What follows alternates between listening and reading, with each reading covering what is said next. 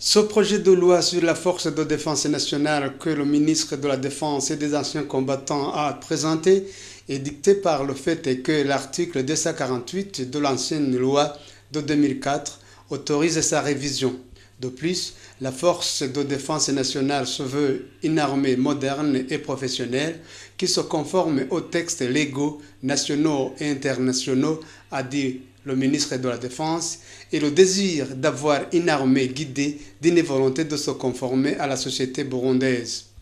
Après la crise,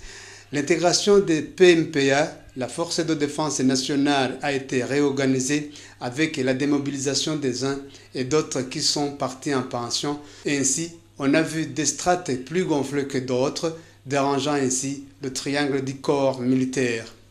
Toutefois, le ministre de la Défense nationale et des anciens combattants a souligné que les recrutements se font selon la loi en vigueur avec transparence et que les portes sont ouvertes à tout le monde, Hutu, Twa, Tutsi confondus, sans distinction de sexe. Le deuxième projet de loi a été présenté par le ministre de la Justice et garde des Sceaux